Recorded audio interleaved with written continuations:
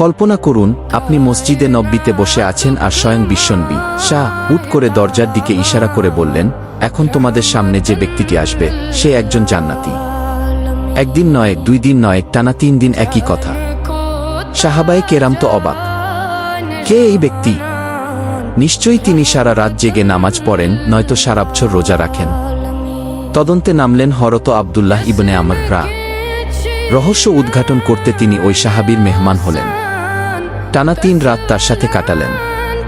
কিন্তু অবাক কাণ্ড, তিনি দেখলেন ওই ব্যক্তি তো আহামরি কোনো নফল ইবাদত করছেন না।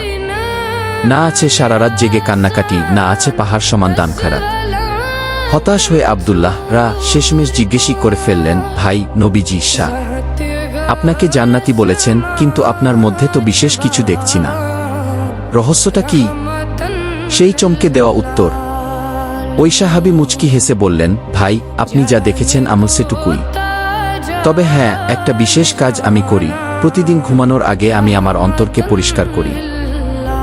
কোনো মুসলিম ভাইয়ের প্রতি আমি মনের ভেতর কোনো হিংসা, বিদ্বেষ বা ক্ষোভ রাখি না। যারা আমার ক্ষতি করেছে সবাইকে আমি আল্লাহর ওয়াস্তে মাফ করে দিয়ে তবেই চোখ বুজি দিই।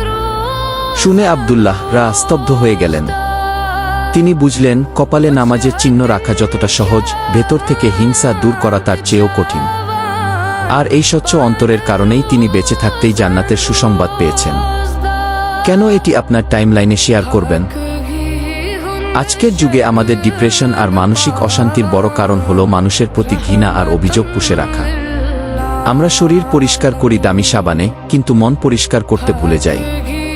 শিক্ষা, আপনি যদি জান্নাতে যেতে চান তবে শুধু জায়নামাজে পড়ে থাকলে হবে না, মনটাকেও আয়নার মতো স্বচ্ছ করতে হবে। আজ রাত থেকে আপনিও কি পারবেন সবাইকে মাফ করে ঘুমাতে? কমেন্টে জানান, আপনি কি আজ রাতে কাউকে মাফ করতে প্রস্তুত?